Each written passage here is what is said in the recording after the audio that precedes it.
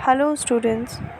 Class हम लोग आपकी क्लास में पढ़ रहे हैं, जैसा हमने पहले भी डिस्कस किया है, पर्यावरण प्रदूषण जनजीवन पर प्रभाव। तो इसमें हम लोग जल प्रदूषण आपका पढ़ रहे थे। लास्ट क्लास में हमने जल का संगठन पढ़ा, उसके बाद हमने पढ़ा कि जल प्रदूषण क्या होता है तथा जल प्रदूषण क्या है, किस तरीके से उसके थोड़ा सा पढ़ा कि किस तरीके से उसके प्रभाव होते हैं। तो वहाँ पर हमने पढ़ा कि जल जो है वो दो पदार्थों से, शुद्ध जल का जो रासायनिक सूत्र है वो H2O होता है, यानी कि शुद्ध जल में सिर्फ दो तत्व होते हैं, एक हाइड्रोजन और दूसरा ऑक्सीजन। तो यहाँ पर हम पढ़ रहे थे कि जल एक अच्छा विलायक है। तो जल प्रदूषण क्या होता है, जल में जो जल के स्रोत हैं उनमें दूषित और विषैले तत्वों का मिल जाना ही जल प्रदूषण कहलाता है। जैसा आप पिक्चर में देख भी रहे हैं, ये फ़ोटो आपकी लगी हुई है कि इसमें अनेक तरीके से दिखाया गया है कि किन किन तरीक़ों से जल जो है वो हमारा प्रदूषित हो रहा है। जल में प्लास्टिक बैग्स, पॉलीथीन्स, ये सारी चीज़ें हैं। घरेलू जो मल है, घरेलू जो हमारा सीवेज सिस्टम है वो सारा जल में नदियों में प्रवाहित कर देते हैं। उद्योग जो हैं, कारखाने जो हैं, वो भी अपना जो भी अपशिष्ट होता है वो नदियों में बहा देते हैं। जितनी भी पॉलीथीन, प्लास्टिक बैग्स बहकर जो है वो नदियों में चले जाते हैं। इनसे कहीं ना कहीं जो जलीय वनस्पति हैं तथा जलीय जीव जंतु हैं उनके स्वास्थ्य पर भी बहुत ही गहरा प्रभाव पड़ रहा है। तो आप लोग जैसे फ़ोटो में देख रहे हैं, पहले में भी बहुत ही गंदा, यानी कि जल की ये गंदगी दिखाई गई। यार एक्चुअल में ऐसा है कि जल प्रदूषण इसी स्तर पर हो चुका है। तो जल प्रदूषण होने के अनेक स्रोत कौन कौन से होते हैं, जल प्रदूषण किन किन कारणों से हो सकता है, वो हम आज की क्लास में डिस्कस करेंगे। आज का टॉपिक ही हमारा यही है। पहले हमने देख लिया कि जल प्रदूषण जो है वो किस स्तर तक बढ़ चुका है। तो अभी हम पढ़ते हैं जल प्रदूषण के स्रोत। जल प्रदूषण के स्रोत, तो यहाँ पर हम पढ़ेंगे अब सबसे पहले जो पॉइंट है, सबसे पहला इसमें पहले हम 6 के 6 पॉइंट्स देख लेते हैं। घरेलू अपशिष्ट, वर्षा का जल, औद्योगिक अपशिष्ट, तेलीय प्रदूषण, रेडियोधर्मी पदार्थ तथा शव विसर्जन। तो ये कुछ हमारे पास पॉइंट्स हैं जिनके बारे में हम आज डिस्कस करेंगे कि ये जो है वो जल प्रदूषण के स्रोत हैं। सबसे पहले है घरेलू अपशिष्ट। इसको हम बोल सकते हैं सीवेज। जो घर का अपशिष्ट है, जो घरेलू अपशिष्ट निकलता है, उसको हम सीवेज सिस्टम भी बोलते हैं। इसमें घर की सारी गंदगी, घरेलू गंदगी जो जल के साथ बहकर निकलती है, वो सभी चीज़ें जो है वो सम्मिलित होती हैं। इनको प्राय क्या होता है कि जो घर का सीवेज सिस्टम है, अक्सर ये शहरों में बहुत ज़्यादा होता है, गाँव में भी तालाबों में ही लगभग बहाते हैं। तो इसमें जितने भी घरेलू अपशिष्ट पदार्थ होते हैं, जैसे कि इसमें हम लोग कह सकते हैं कि कपड़ों का जो पानी है वो भी सब कुछ होता है। घरेलू गंदगी है, मल मूत्र, कपड़े धोने का बचा हुआ पानी, या फिर घर में यानी कि किचन में जितना भी पानी एक्स्ट्रा निकलता है, तो ये सारा जो है वो सीवेज सिस्टम में पहुंचता है। और जो सीवेज है वो नदियों में अक्सर बहा दिए जाते हैं। तो जब वो सीवेज जो है वो नदी में जाकर मिलते हैं या नहरों में जाकर मिलते हैं, तो वो उस पानी को पूरी तरीके से प्रदूषित कर देते हैं। तो जितनी भी हमारा घरेलू सीवेज है वो इसका एक बहुत बड़ा कारण है। अर्थात घरेलू अपशिष्ट जो है वो रोज़ अगर हम हिसाब लगाएं, दिन में हर घर में से बहुत सारे जो है वो सीवेज के में पानी जाता है, गंदा पानी जाता है। तो ये जो है वो जल प्रदूषण का एक मुख्य कारण है। इसके बाद जो दूसरा पॉइंट है वो है वर्षा का जल। वर्षा का जल खेतों की मिट्टी की ऊपरी परत को बहाकर नदियों, झीलों, समुद्र तक पहुंचा देता है। इसके साथ अनेक पदार्थ की खाद और कीटनाशक पदार्थ भी जल में पहुंच जाते हैं, जिससे जल जो है वो प्रदूषित हो जाता है। तो यहाँ पर हम बात कर रहे हैं कि वर्षा का जल जो है वो किस तरीके से जल को प्रदूषित करता है। पहली बात तो इसमें अम्लीय वर्षा भी शामिल होगी कि जो अम्लीय वर्षा है, अम्लीय वर्षा के कारण भी बहुत सारे जो हैं वो जल स्रोत जो हैं वो प्रदूषित होते हैं। क्योंकि जो अम्ल है, वर्षा के साथ जो अम्ल पृथ्वी पर गिरता है वो पृथ्वी के साथ साथ जल स्रोतों में भी गिरता है। नदी में, तालाब में जब वो जल गिरता है तो वो जो अम्लीय जल है वो पूरी नदी तालाब के जल को प्रदूषित कर देता है।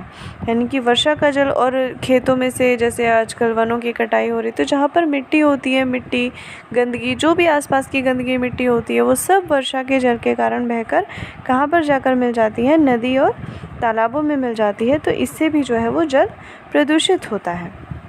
इसके बाद है आपका औद्योगिक अपशिष्ट।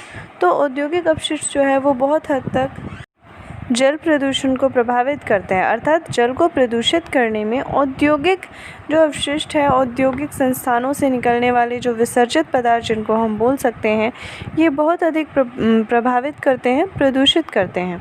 औद्योगिक संस्थानों के द्वारा विसर्जित पदार्थों में अनेक विषैले पदार्थ होते हैं, जैसे अम्ल, क्षार, साइनाइड, ये सारी चीज़ें। रंग रोगन, चमड़े और कागज़ उद्योग से जो विसर्जित पदार्थ होते हैं उसमें पारा यानी कि मरकरी के यौगिक होते हैं, रसायन होते हैं। पेस्टिसाइड्स उद्योग और विसर्जित उसमें से भी लेड यानी कि शीशा जिसको हम हिंदी में बोलते हैं उसके यौगिक, कॉपर, जिंक, अर्थात बहुत सारे औद्योगिक कारखानों में, उद्योगों में यहाँ से जो अपशिष्ट पदार्थ निकलते हैं इनमें बहुत अधिक मात्रा में रासायनिक पदार्थ मिले होते हैं। और ये जो रासायनिक पदार्थ हैं वो मानव जीवन के लिए और जलीय जंतुओं के लिए, जलीय वनस्पति के लिए बहुत अधिक हानिकारक होते हैं। तो जो उद्योग धंधे हैं वहाँ से जो अपशिष्ट पदार्थ निकलते हैं वो घरेलू अपशिष्टों के मुकाबले भी बहुत ज़्यादा हानिकारक होते हैं। जो बड़े बड़े नगर कारखाने ज़्यादातर क्या है कि ये लोग अपना जो अपशिष्ट पदार्थ है वो डायरेक्टली ऐसे ही नदियों में बहा रहे हैं।